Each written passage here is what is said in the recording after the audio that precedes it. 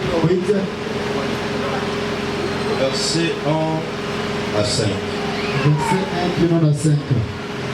Alors c'est le verset premier qui sera à l'honneur ce matin. Premier, dès que vous allez à Moutouya, on tombe le La 6e année, le 5e jour du 6e mois, 6e année, 5e jour, il y a 6e mois. comme j'étais assis dans ma maison, Le kola na vandaki na kachana konangai. et l'ancien de Juda était assis devant moi, Paka ya Jida avandaki liboso na ngai. la main du Seigneur et l'Éternel tomba sur moi. Loboko ya Nzambe kokweya likolo na ngai. Signer, c'est très important. Beta yango mokolo to eza malamu makasi. Je regardais, voici, c'était une figure ayant aspect d'un homme. Natali ezalaki elilingi ya lolenge ya mutu. Depuis ses reins en bas, c'était du feu. Pe na biteni ya se ezalaki moto. Et depuis ses reins en haut, c'était quelque chose d'éclatant. Pe eteni ya likolo ezalaki eteni ya mutu ya makasi. Comme des reins polis. Lokola rein poli. Il étendit une forte de main. Il étendit une forme de main. Akenda kokitisa lolenge ya loboko. Et me saisit par les cheveux. Pe kosimbanga na suki. De la tête, Pe motu. l'esprit m'enleva Molimo kotombola ngai entre la terre et le ciel. na eteni ya mabele pe lola. Très important. Eza ya motu ya. L'esprit m'enleva Molimo kotombola ngai entre la terre et le na ciel. eteni ya mabele pe na lola. Et me transporta Ememi ngai dans des visions divines na emoniseli ya bule à Jérusalem, na Jérusalem à l'entrée de la porte intérieure du côté du septentrion. pe na ekuke ya bokoteli kote ya septentrion. C'était une idole Ezalaki idole de jalousie qui excitait la jalousie de l'Éternel. ya jalousie oyo bandaki kotalisa Nzambe.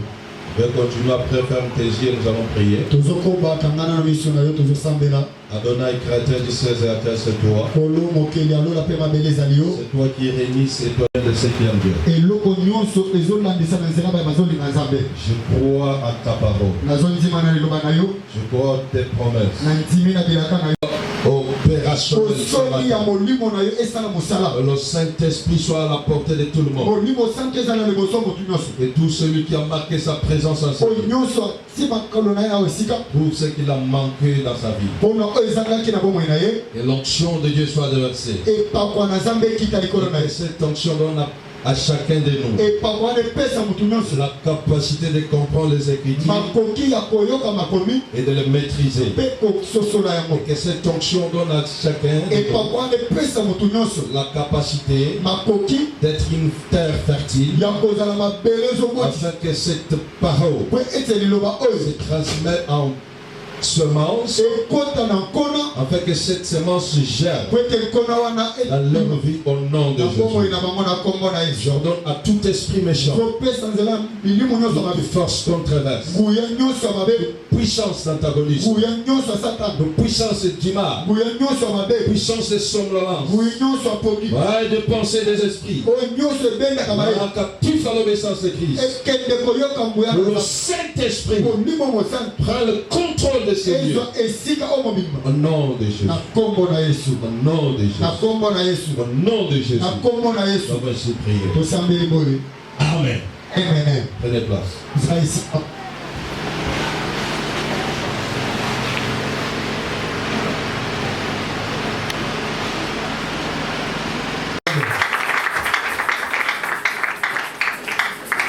Attends, très bien, tu vas pas bien entendre. beta na boko malamu beti malamu te Réfléchissez la joie au nom de Jésus. talisa esengo na nkombo na yesu, Réfléchissez la joie. talisa esengo na yo. Non, les autres acclament, les autres n'acclament Mama pas. oyo azalaka salisa wana lelo ayete Et le but, mettez la bonne journée.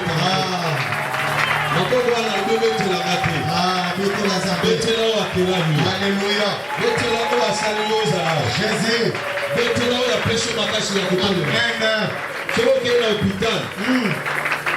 Au Kosokolo, mettez la zambe ma boka. Pour ma remboursée, le makuna est zamabé.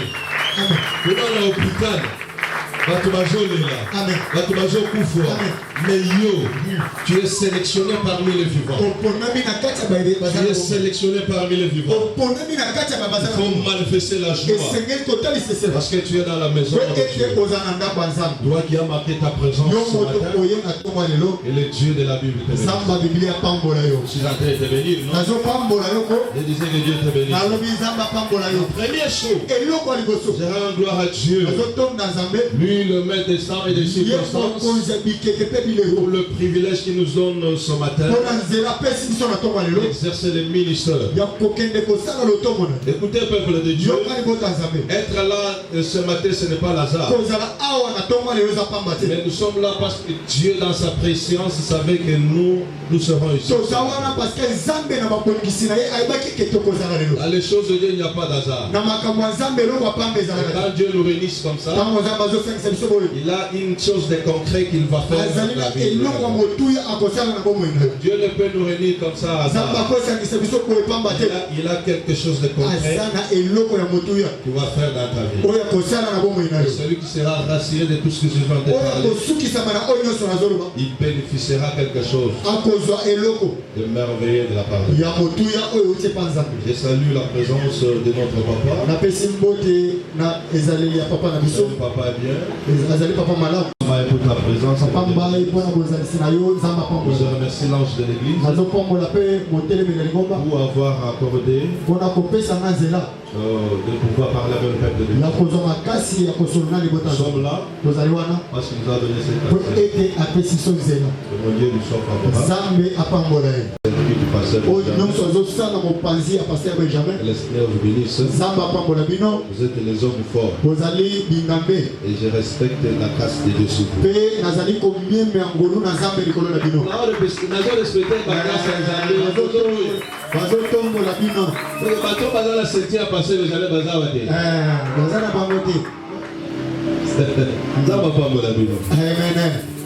Je bénis le maman diaconesse avec toute sa ceinture, les chants et les musiciens, les intercesseurs, les choristes. Je disais les choristes. Les choristes, je suis en train de vous bénir. Et le Seigneur vous bénisse. Je te bénis, toi qui es là présentement. Parce que Dieu est fils et fille du papa. Est-ce que moi, dans mon gozaza, moi, dans mon poumoisa, pourquoi les amis bêtent dans mon bobo? Merci. J'ai déjà fait 5 minutes. Alors oublie tout seul. Je viens de. J'aurais besoin que tu retiens ce que je commence. Parce que le révérend m'a parlé et m'a demandé de parler dans 45 minutes. Alors je vais respecter ça. Parce que si je ne respecte pas, peut-être un jour je ne vais plus prêcher ici. Alors on va respecter la personne qui nous a donné la chance. Alors j'ai un message très fort. Ce matin. Les mystères de la main de l'Éternel. Je disais les mystères de la main de l'Éternel. C'est le sujet que nous allons déporter. Je disais le mystère de la main de l'Éternel. Acclame très fort. Les gens, c'est comme si les gens sont distraits. Je ne comprends pas. Je suis en train d'annoncer les thèmes. Les autres restent stupéfaits. C'est comme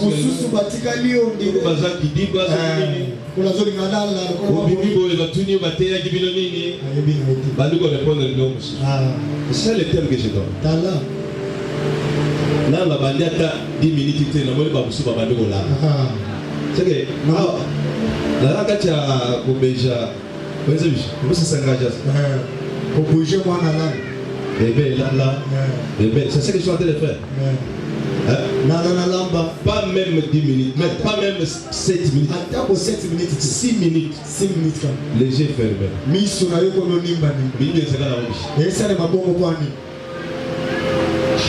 Pas même 5 minutes. 6 minutes. 6 minutes. Nous avons là. Dans la chambre, nous avons faut changer ma kit. Tu peux quoi affecter là? Tu peux contaminer. Tu peux contaminer là. Parce que mon lit m'a pondu à l'époque au contaminé le pays. Le pays se retrouve comme au salon d'auto. Insécurité, nous avons salon salé à Boutenzeli. Au moins il a tombé comme il appelle ça les lots à l'autre qui boit. Donc yo zayo salon salé qui senze. Parce que l'autre qui boit ndengeni. C'est nous tout le monde sur Gandai. Donc mutuana a salé qui nous salé na été abanda ko salé ni. Abanda ko lala. Et yo ko lala te. Parce que lali ba ko yiba yo. Amen. Si mam to azam passer na roboko. Simba ila lobo ngane na ebisio ningi saye tunakombo na tuna kombo na tuna kombo ezape opportunité manda boye peut-être bopesa ni bote boye peut-être bopesa ni bote on est comme tu vas faire du pembe na oye pe kombo na ete mais on a kombo on a gagné l'église pesa ni kombo tuna kombo tuna kombo ayebisa ko la te sogo la li ba ko yiba yo Secondaire, va changer au moins. Dans le bishop là, il va y avoir. Amen. Maintenant, ce qu'on va pouvoir avancer. Jésus. Maintenant, encore on va pouvoir avancer. Gloire. Est-ce que les enfants de puissance sont là? Si les enfants de puissance sont là, ils me donnent un amen très bien. Donnez-moi 3 fois amen. Donnez-moi 2 fois amen. Amen. Amen. Donnez-moi un amen ou un moulaginage. Toi qui as dit amen, que mon Dieu te bénisse. Amen. Oh, je disais toi qui as dit amen, que mon Dieu te bénisse. Je répète, toi qui as dit amen, que Dieu te donne ce que toi tu ne veux pas. Toi qui as dit amen, que ce matin soit un matin favorable pour toi. Le mystère de la mort de l'Éternel. Lorsque j'essaie un peu de méditer sur ce thème, vous allez comprendre. Il y a des grands concepts. Le premier concept, c'est le mystère. Je serai très vite suite des temps qu'on m'a donné. Parce que ce message est très vaste. Le mystère, c'est quoi? Le mystère, c'est ce qui n'est pas connu. Quelque chose qui est caché. Mais lorsqu'on parle de mystère, dans une dimension de la foi, le mystère, c'est une vérité connue par la révélation. Cela veut dire quoi? Une personne qui n'a pas la révélation ne peut jamais connaître le mystère. Mais dans cette dimension de la foi, le mystère, c'est quelque chose, c'est une révélation que Dieu donne. Et Dieu ne peut jamais donner une révélation à une personne qui n'a pas le Saint-Esprit. Cela veut dire, pour avoir connaissance de mystère, il faut avoir le Saint-Esprit. Oh, je disais le Saint-Esprit est à l'honneur ce matin. Je dis le Saint-Esprit est à l'honneur ce matin. Le Saint-Esprit de Dieu. Et si tu as le Saint-Esprit, tu auras l'habilité de comprendre le mystère des choses de Dieu. Parce que les choses dont il est question, ce ne sont pas les choses faciles, mais c'est les choses qui est caché, dont l'Éternel lui-même le révèle à qui il veut. Ton amen là, je disais ton amen là, c'est le carburant. Carburant du moteur de prédicateur. Quand toi tu me donnes la main, tu es en train d'ajouter le carburant dans le moteur. Et ton amen va me pousser de te prêcher bien. J'aurais besoin d'un amen. Un amen, pêche un amen, il y a rien. Le mystère qui est caché, personne ne peut le révéler. S'il n'a pas le Saint-Esprit, le Saint-Esprit, c'est la personne tout entière. Lorsqu'on parle du Saint-Esprit, c'est Jésus dans nous. Amen. Si tu n'as pas le Saint-Esprit, la Bible que vous voyez, tu dois le lire et tu ne le comprendras pas. Il y a des gens qui lisent la Bible comme un livre. Je vais te conseiller, bien-aimé prédicateur, homme de Dieu, servant serviteur, ne lisez pas la Bible comme un livre. La Bible n'est pas un livre. La Bible, c'est la parole de Dieu. Mon Dieu. Je disais la Bible, c'est la parole de Dieu. Pour avoir la révélation qui est cachée à l'intérieur de la Bible, il faut avoir une dimension spirituelle. Pas une dimension spirituelle faible. Pas spirituelle faible. Il y a une dimension spirituelle moyenne. Mais une dimension spirituelle élevée. Alors que je parle ce matin, que Dieu t'a donné une dimension spirituelle élevée. Pourquoi tu as dit Amen? Commence à entrer dans cette dimension. Je disais, toi qui es là, commence à entrer dans cette dimension. Écoutez, peuple de Dieu, si tu n'as pas la spiritualité, tu liras la Bible et tu le comprendras. C'est pourquoi vous remarquerez des prédicateurs qui n'ont pas le Saint-Esprit. Parce qu'ils sont là. Il y a des prédicateurs sans le Saint-Esprit. Ils prêchent comme il est en train de donner une histoire. Il parle de la Bible. Il parle seulement ce qu'il est écrit là. Mais ce n'est pas ça ce qui est important. Écoutez, un vrai serviteur de Dieu doit marcher avec le pain et le vin. Et le vin. C'est cette nourriture qui peut te donner l'accès de monter dans une autre dimension.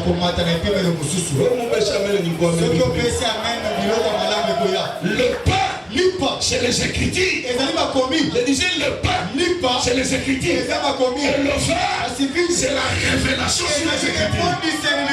Tu peux avoir le Saint-Esprit, mais demande à Dieu de te donner la révélation sur les Écritures.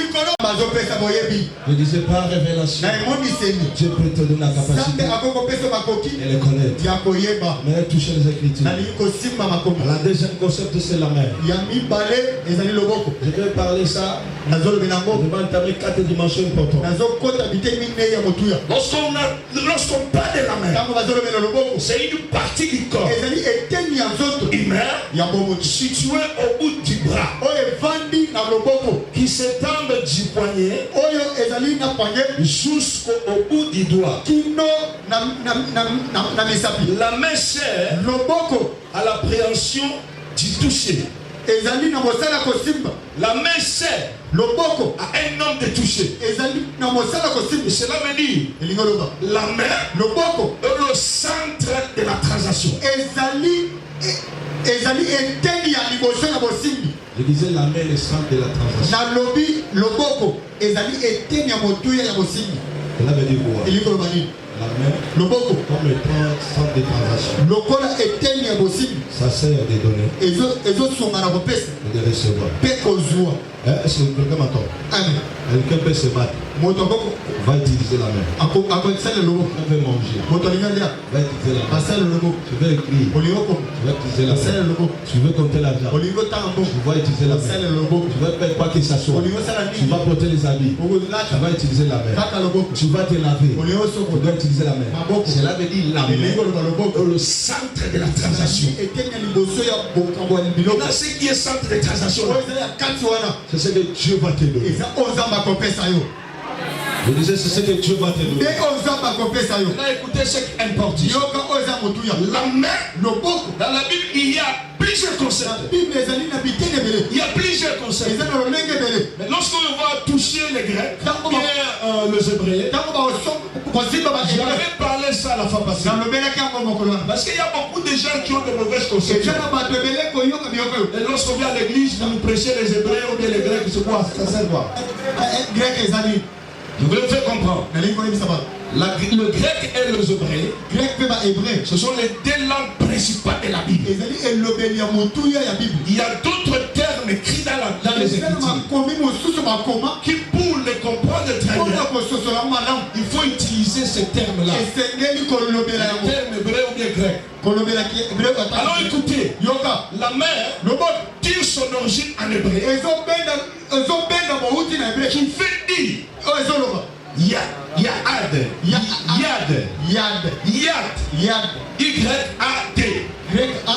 Je disais Yad. Y-A-D.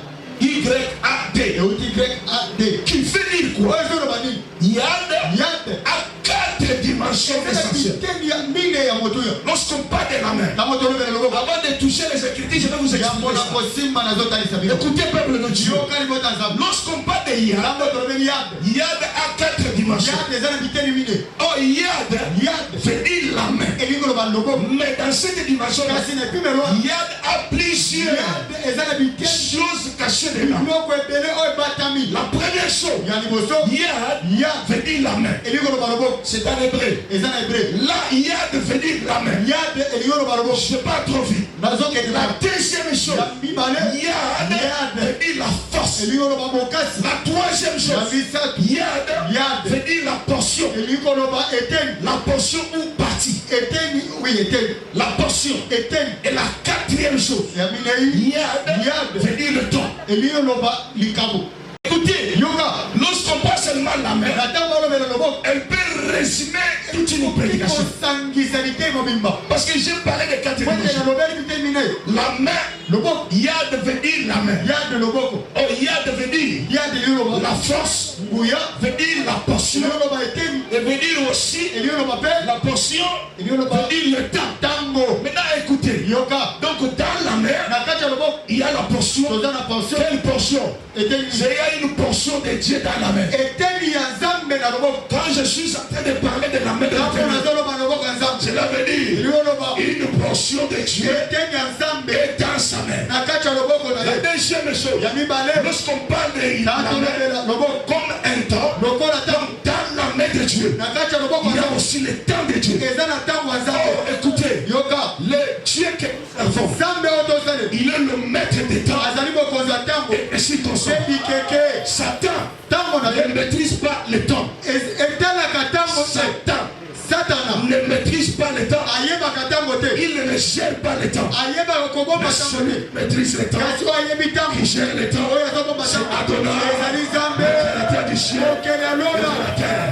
Je vais annoncer à quelqu'un, lorsque la main de Dieu est sur toi, le temps de Dieu est sur toi, et Dieu est capable de changer les temps difficiles au temps facile. Pendant que je parle, le temps commence à se changer.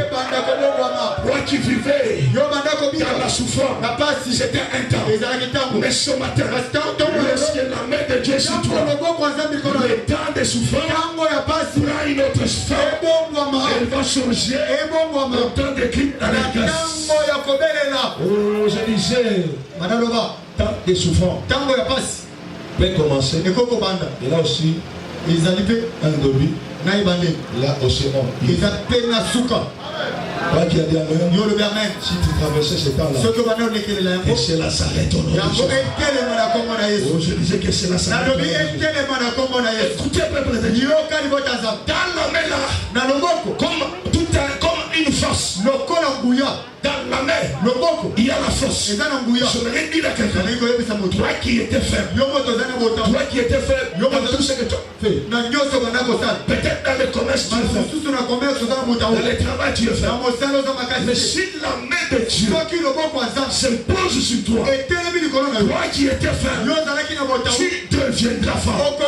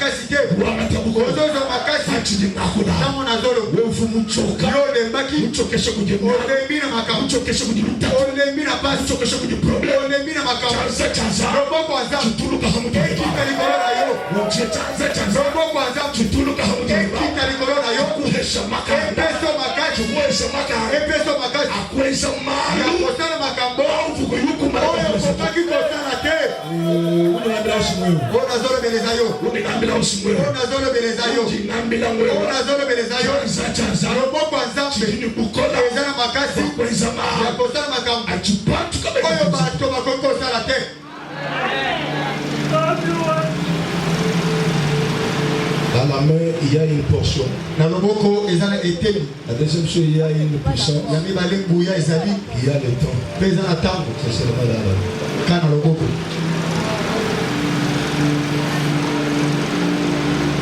La main de l'Éternel, elle n'est pas visible.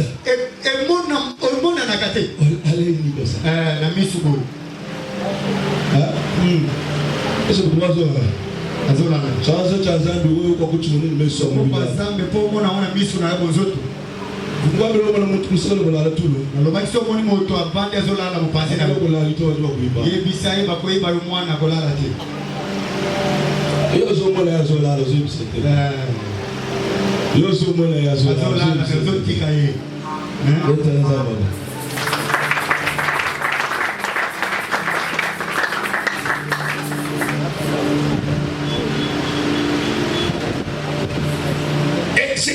Chapitre 8. Ézéchiel 8. La Bible dit ceci. La 6e année. 6e année. Le 5e jour. 7e jour. Du 6e mois. Il y a 6e mois. Comme j'étais dans ma maison.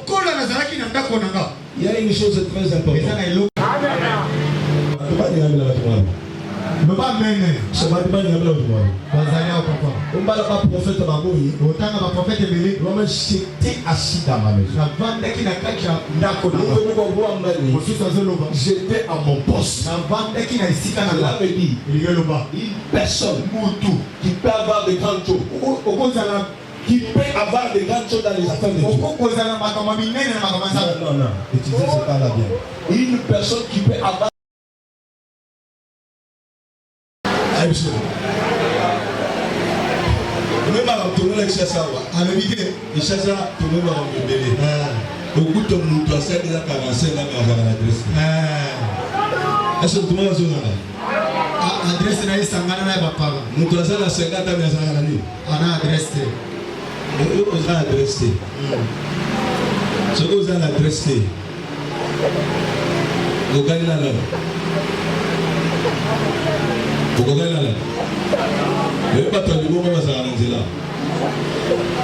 sans adresse. Est-ce que vous avez adresse?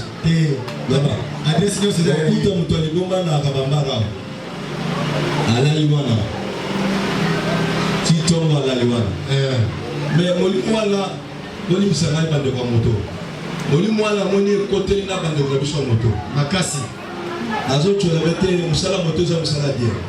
Mais est-ce que vous pouvez voir bien ma casse? Au Kumba moto, ça me salaire. Il y a bien ma casse. Il y a bien. Pour moi, dans mon bateau, Kumba moto, Azagina moto, mon gars, comme il a mis balai Bissat entreprise. Alors, la moto, mi balai Bissat à Shobiketch. Moi, mon gars, je ne sais pas passer Dona. Moi, mon gars, il est très bien. Abanana moto, mon gars. Alors, la moto, Azagina moto, mi balai. Alors, la mi balai Bissat.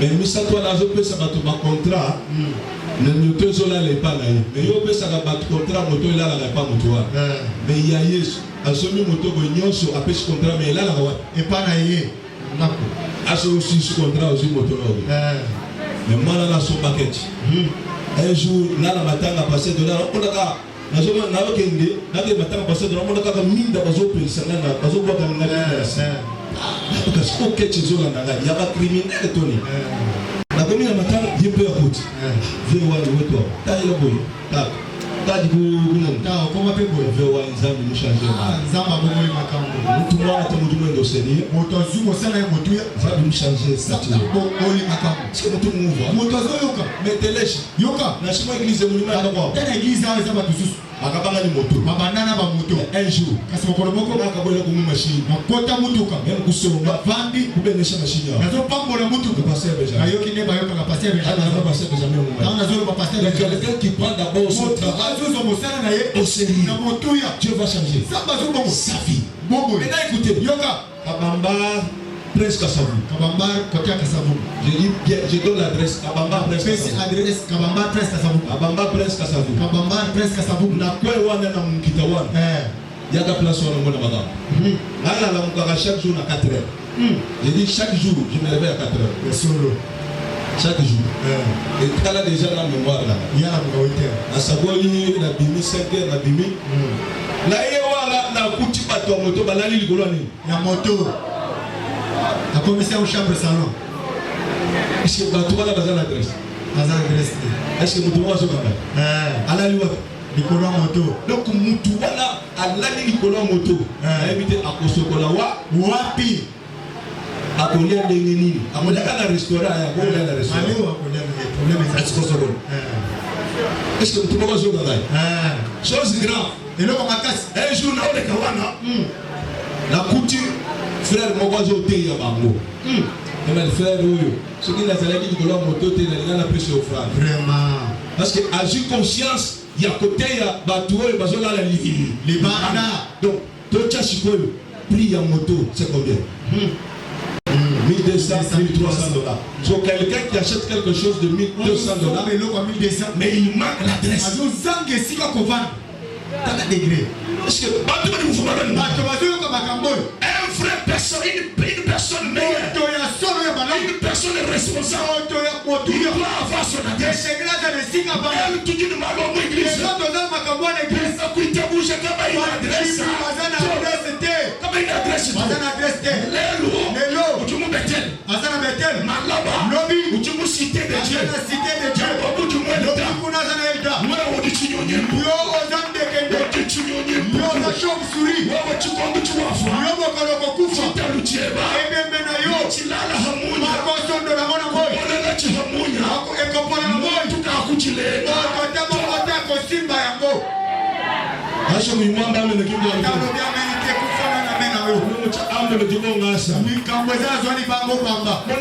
surtout bénémission.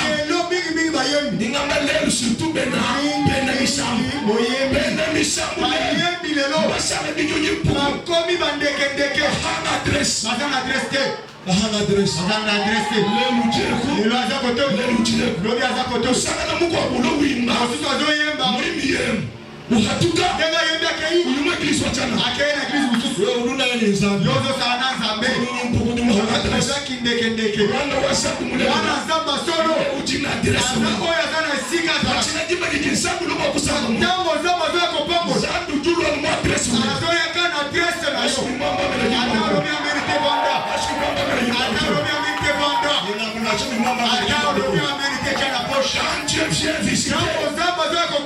Je ne peux pas te visiter, mais Dieu va te visiter dans ta propre maison.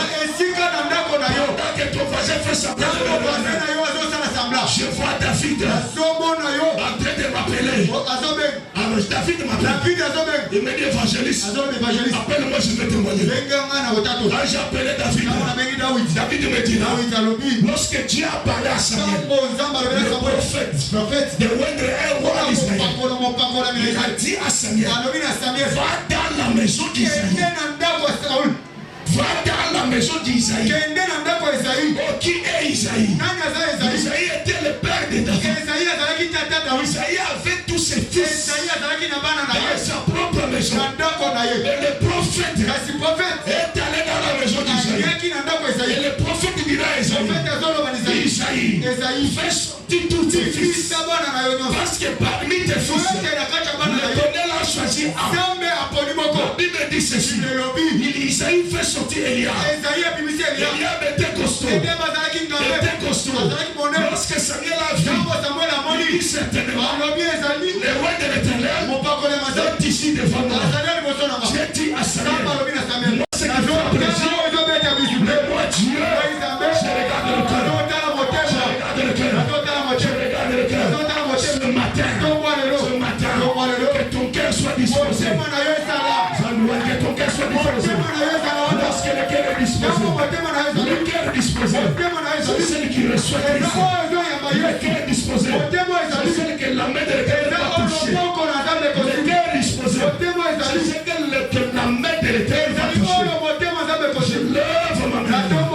Je profite de prophétiser et je déclare. Toi qui as le cœur disposé ce matin, reçois la faveur de Dieu. Mon Dieu, j'ai dit reçois la faveur. Écoutez, ça n'a pas fini. La Bible dit, Isaïe fait sortir Cham. Il fit sortir tous ses fils. Mais il resta. Il a deux lieux. C'était David. Il n'était pas parmi ses frères. Lui était un enfant négligé, abandonné. Lui était toujours dans le sang. J'aimerais dire à quelqu'un, ceux qui n'ont pas de valeur, Dieu le donne de la valeur. Toi qui as dit Amen. Toi qui as dit Amen. Si ta famille t'avait négligé, si ta famille t'avait abandonné, je te présente un homme. Je te présente un homme qui peut changer ton statut. Il peut changer ta statut. C'est Jésus-Christ. Toi qui n'avais pas de valeur, il était capable de te donner la valeur. Toi qui as dit Amen, entre dans la valeur. Mon Dieu. Lorsque Samuel est resté, il dit à Isaïe, ce sont là tous tes fils. Mwana muhomoi, mwana babosani, bamwimashe muchisuku, wakiena zamba, ni udufa, ni nyama ya muitufu aku, obomona baurus kufa, ni nyoka iji kusuma ikusuma, nyoka soba wani mwone mkawe wa mte na kache na kayo oy, kamwe na bowa luto, loko ezate, ni ngambile mutu, udufa ni muneglishe, ni bota batiki, wambali wako ni bakwenza kwa mtu, hiyo kosa ni lokote, anuwe wao, kaka yo, kiwajika tatwe ba, yoko kumba tatana yo, Ngambulula na bandeli anuwewa kaka yo wajikata twenda no eko kunda tatana yo na ode watchman pona ndi dodo anuwewa wende kaka yo mujizami musumu mujibwa aponi na libota zambi katuta ile mujibwa zambi atala kwa watabatala na zambi wa mujibwa zamba no mututa ila atala ka mchuma wa Mungu motema mutu nacho wimba die atazo yema manao imba treje se yema manao za manao imba die yema manao Dieu kasi zambe regarde pas les choses Dieu regarde le cœur. Dieu regarde le cœur. Quand ton cœur est disposé,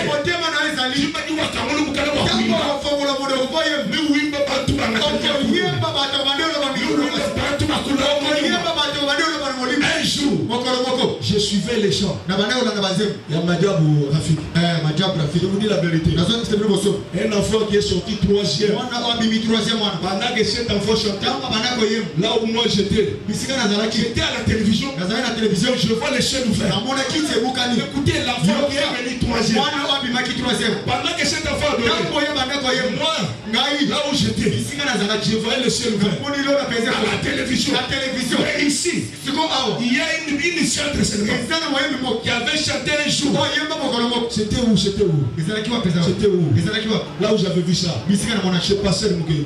Pendant que chantait, moi là où j'étais, je vois le ciel ouvert. Je vois les anges et descendre. Écoutez, peuple de Dieu, moi qui n'avais pas cette capacité, à dater d'aujourd'hui, que Dieu te donne la capacité. Mon Dieu, que Dieu te donne la capacité. Afin que quand tu chantes là, que les anges du ciel, que les portes du ciel s'ouvrent. Dieu, mon Dieu. Il y a des chantres ici. Il y a des chantres ici. Les chantres qui vont chanter. Pendant que toi tu chantes, les miracles sont faits. Pendant que tu chantes, les esprits mauvais sortent. Je lève ma main en qualité de prophète. Pour les chantres qui sont ici, ceux qui ont le cœur disposé, l'onction du Dieu de mon Père vous accompagne là où vous êtes. L'onction du Dieu de mon Père. Parce que quand je te prêche, j'ai le Dieu que je prêche.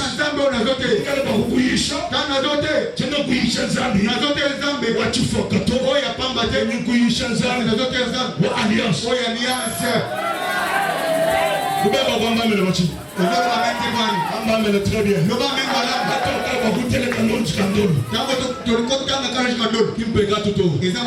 Le Dieu n'est pas le Dieu des morts. Mais le Dieu que nous servons, c'est le Dieu de l'alliance. Vertige spirituelle. Est-ce que nous te mouvons avec?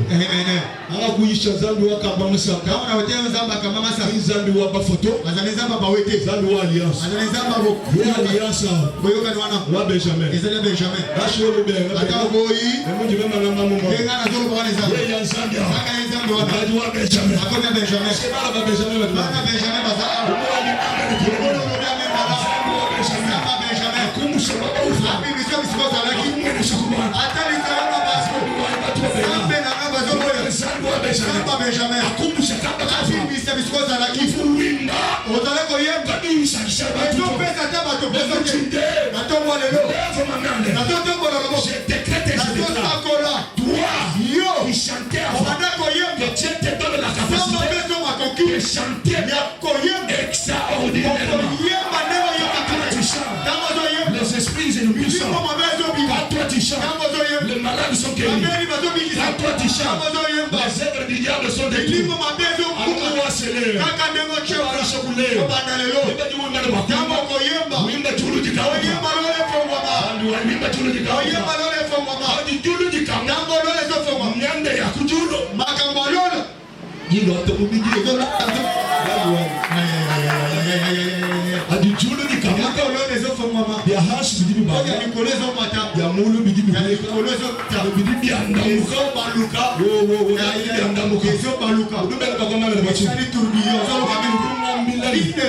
La main de l'Éternel fut sur moi. L'Éternel me transporta. L'Éternel me transporta. Lorsque la main de Dieu touche une personne, la première chose, personne doit avoir accès à l'ascension. La première chose, tu dois avoir accès à l'ascension. Accès à l'ascension. Cela veut dire, moi qui étais parti, lorsque la main de Dieu te touche, tu dois connaître une escalier. La première escalier, la deuxième escalier, la troisième, tu dois monter. La Bible dit, le prophète dit, l'esprit de l'Éternel me saisit. À quel moment? Quand est-ce que l'esprit l'a saisi? Lorsque la main de l'Éternel te saisit.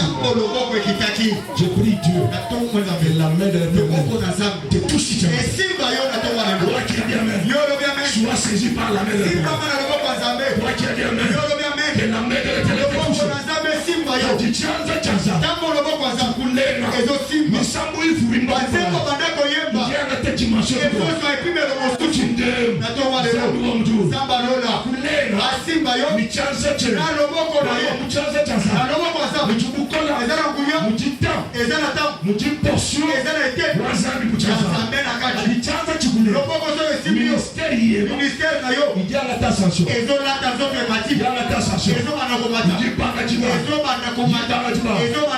Qui était parti dans le ministère à cause de la main de Dieu. Tu dois connaître une chose.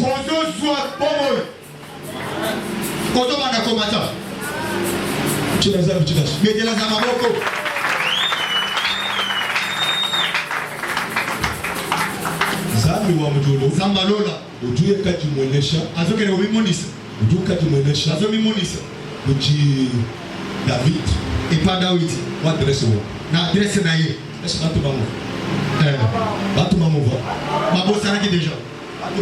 abosalaki 100 000 c'est bien 100 000 eza malamu on vous savez le bien po 100 000 malamu ikala na adresse zala na esika na bombeli mwaka uti wewe esika ozali ito kizambi wa kuvisiter soki nzambe alingi koya kotala yo nalo kukuvisiter moi adresse oya kotaluka na adresse wana mutu mumuva moto ayoki votre adresse est ici adresse na eza awa adiba tuta numéro ya téléphone bazobeta numéro ya alo église puissance de Dieu église puissance wanza assemblée puissance de Dieu puissance nzambe église PPC église PPC assemblée puissance de Dieu assemblée puissance nzambe abanga ki hatuloko de wewe abandi ko bimisa mo de passe na avenue Babalo numéro 65 ba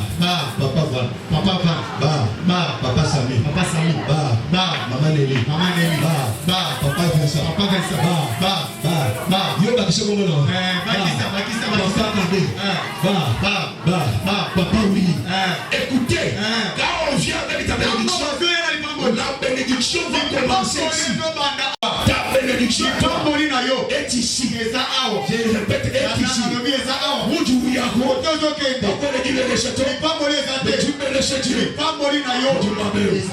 wandi amena mwana wa muzuru akateti benesha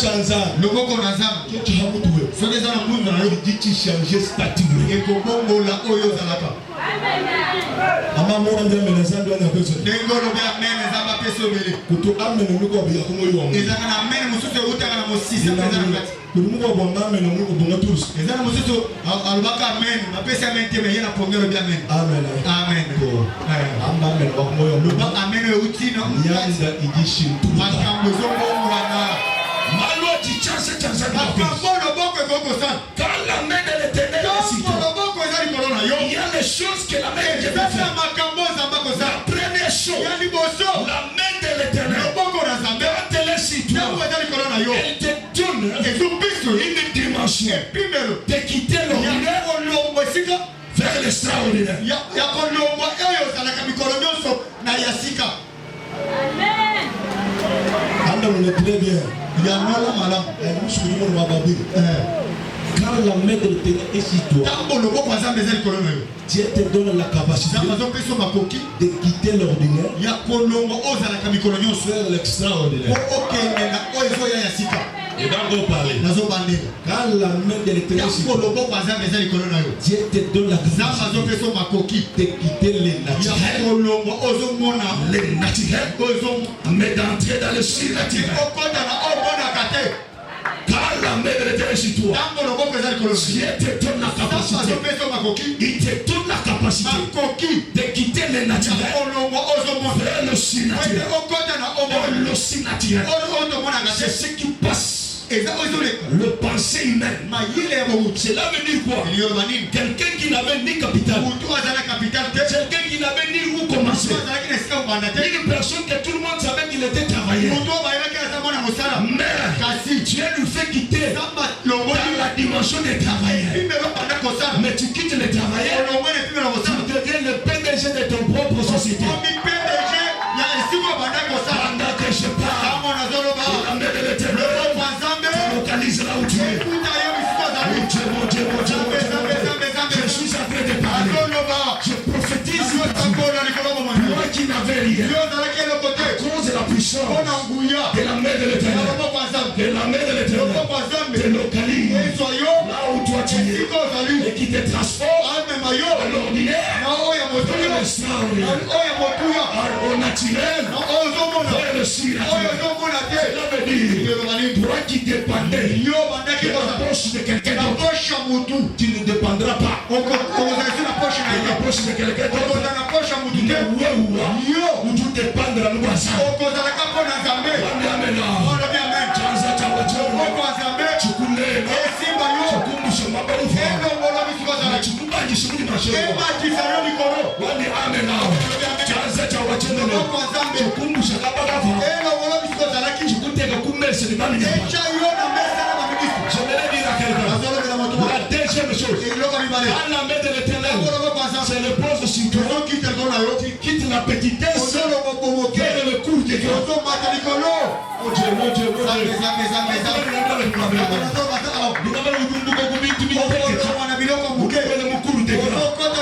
Et c'est une onction de déverse. C'est une onction que je déverse. Dès maintenant.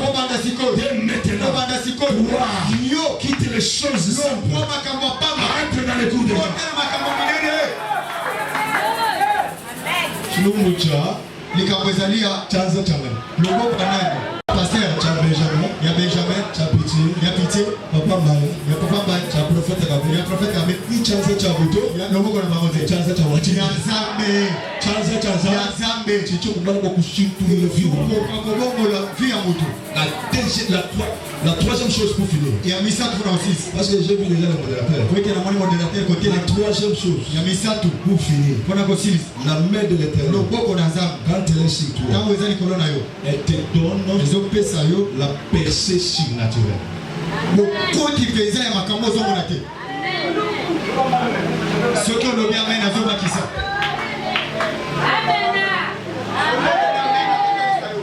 Lorsque la main de l'Éternel est sur toi, Tango loboko ezali kolona yo. la main de Dieu Loboko ya Nzambe. te donne une percée surnaturelle. ezopesa yo bokoti ya makambo ozomona te. Lorsqu'on parle de la percée surnaturelle, Tango tozoloba bokoti ya makambo cela veut dire iliyoloba. Dieu te fait monter dans une autre dimension Nzambe azokotisa yo epimeli mosusu. où aucun porte ne restera fermé au-devant de toi.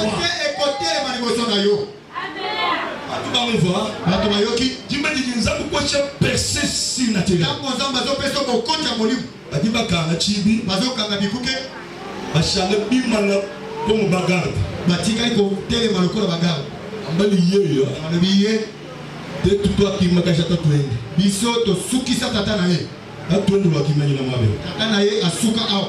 Ye tuko kwa ndo londe jika sa tata twende. Ye tozomona zolanda lokola tata. Mais tudine ka baka tudo mwingi. Toza na esika tozeli ye. Ujuma famille mikala. Eza na bafamille mosusu eza bongo. Tudine ka baka tudo mwingi. Toza na esika tozeli ye. Bakwinjira quelque part. Bazeli yo esika moko boye. Mwa bao. Esika wana Kiwa kimaka jata tatu yo. esika batelemisa tata na yo. Atego agenze bujubanda. Tata na yo asala lokola bimisa motu. Ohita ka capital ka $20,000. Azwi capital ya $20. Amani même na chifra. Alobi nga na zwi mbongo. Wana $20. Nzambe pe atanga ye na $20. Zambi mubajila mu million ya Nzambe dollars. azotanga ye na $1,000,000. Lelo yo. Lelo Usanga bantu basomba. kuti bato bafandi Ezi discussion ya benandundu. bazosala discussion ya bajoueur. Amani Cristiano ujini 25 milliards, Cristiano 25 aza na millions. 25 millions. Oh, Messi ujini.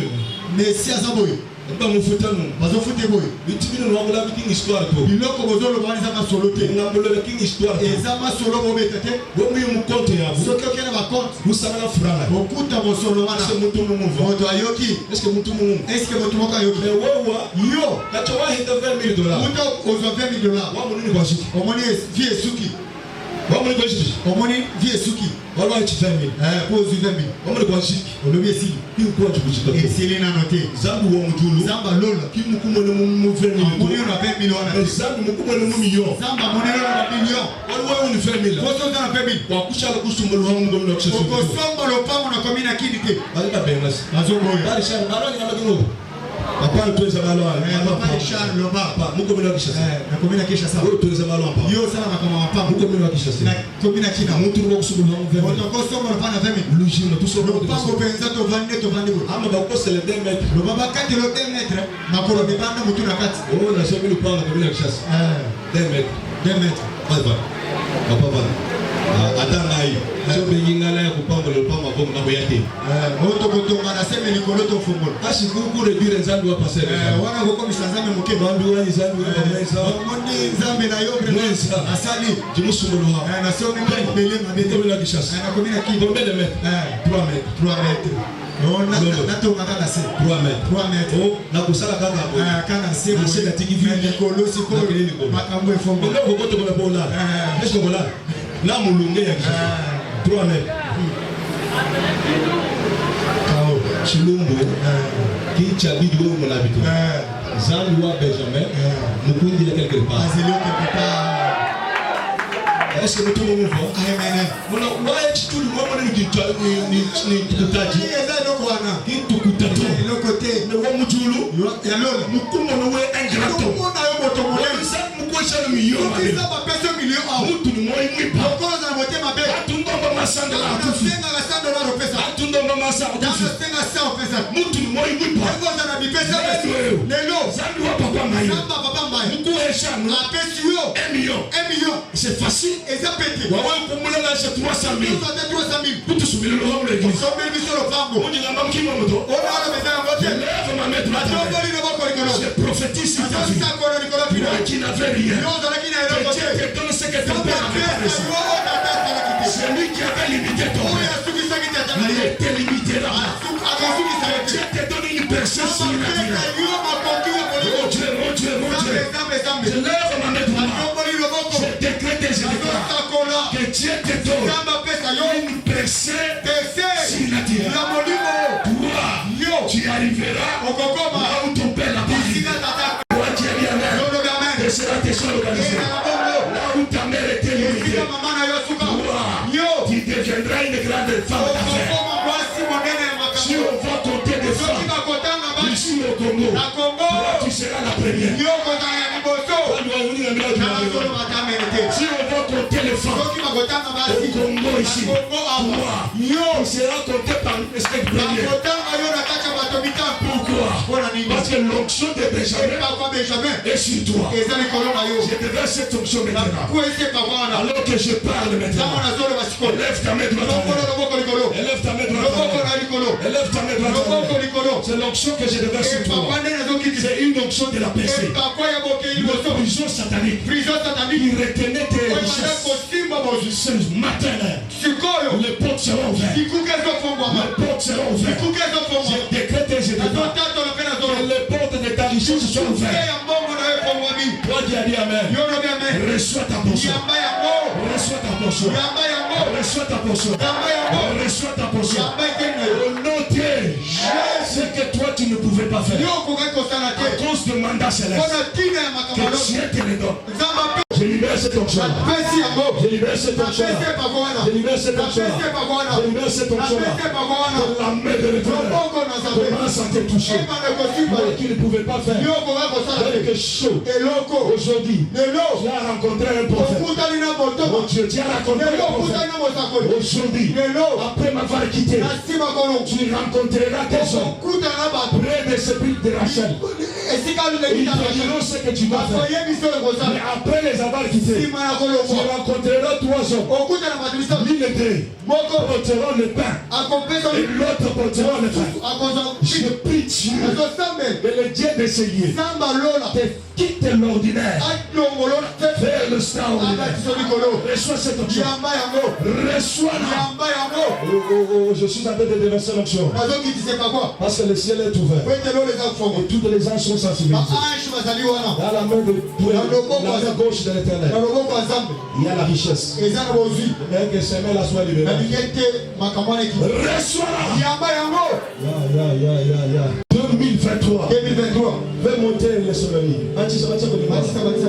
2023. Tu as travaillé dans la chasseresse.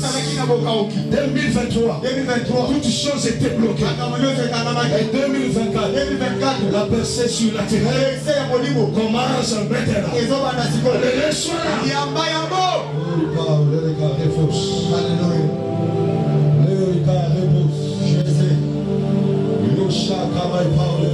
Alléluia, alléluia, alléluia.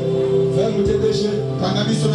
J'ai libéré son onction, Seigneur. Ferme tes déchets. Dieu a libéré son onction, Seigneur. L'onction de Dieu a la capacité de te donner la différence. Et toi aussi, tu connaîtras la différence dans tout ce que toi tu fais. Reçois-la. Merci.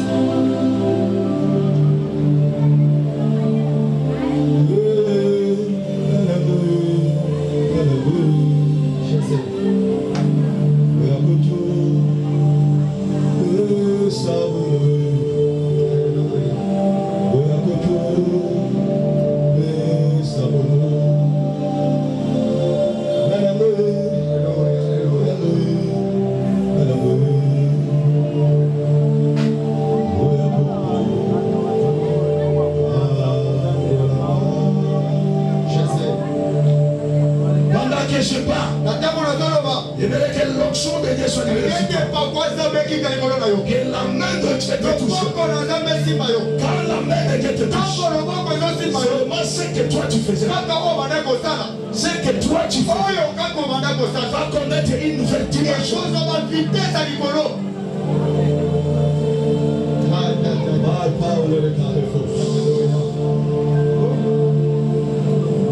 Ouvre ta main comme si quelqu'un est en train de recevoir quelque chose. Toi qui es par terre, mets-toi debout. Je prends le temps de faire introduire à la prière. Et j'aimerais libérer quelque chose. Parce que ce matin, j'ai reçu mandat. J'ai reçu mandat.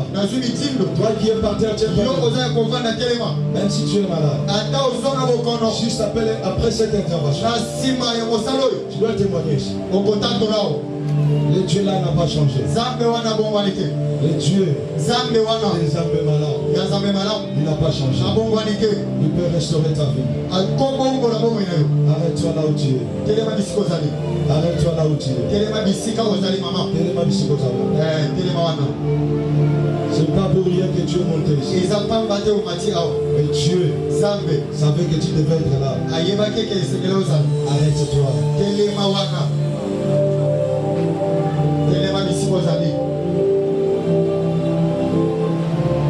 Ferme tes yeux. J'aurais besoin que tes yeux soient fermés. Quand la main de Dieu te touche, Dieu doit ouvrir des révélations surnaturelles. Je disais les révélations surnaturelles. Le mystère de Dieu sera révélé sur toi. Et si tu as besoin de voir ça, prends tes mains droites.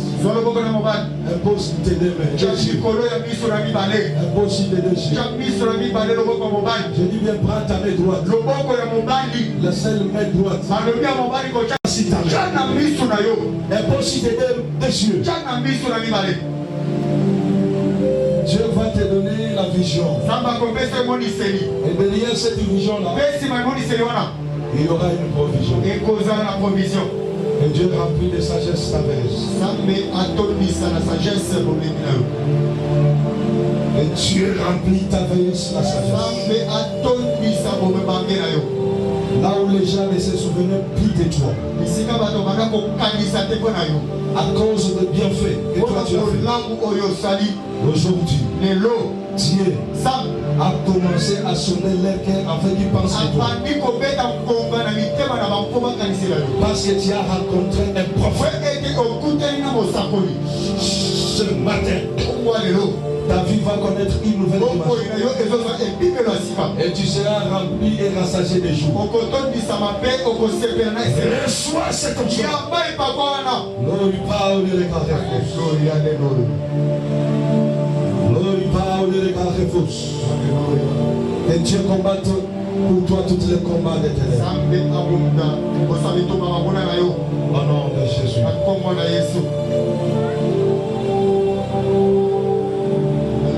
Bouge très bien tes yeux. Et une foi en Dieu. Pendant que je parle maintenant, Dieu a libéré les visions. Pendant que je parle, Dieu a libéré les visions. Il y a des choses comme les écailles. Ils sont en train de quitter les yeux de toi. Il y a des choses comme les écailles. Ils sont en train de quitter les yeux d'autres personnes. C'est pas tout le monde. C'est d'autres personnes. Mais parmi les exceptions, que ton nom soit compris. Alors reçois cette onction.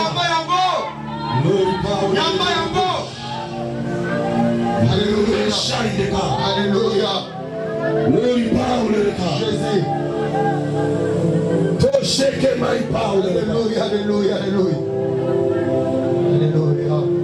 Aujourd'hui, après avoir quitté l'enseignement, ta vie à toi connaîtra une nouvelle dimension. Toi tu ne mourras pas. Mais toi tu vivras. Tu vivras. Et ta vie connaîtra une chose. Ta vie connaîtra une nouvelle dimension. Te prennent maintenant. Nous lui parle. Quand te prennent maintenant. Et que ça commence à monter avec toi. Nous lui parle. Les regarder. C'est que la main de l'Éternel te touche. Que la main de Dieu te touche. Que tu connaisses une toucher extraordinaire. Les choses si naturelles. Mais les gens ne pouvaient pas. Mais toi, tu vas commencer à le vivre.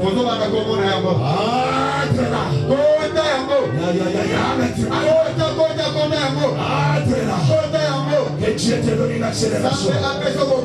Il te donne une accélération. Il te donne une accélération. Commence à monter. Commence à monter. Les portes s'ouvrent. Les portes s'ouvrent. Et le verrou du fer tombe. Et le verrou du fer tombe. Reçois cet homme. On en puissant déjà.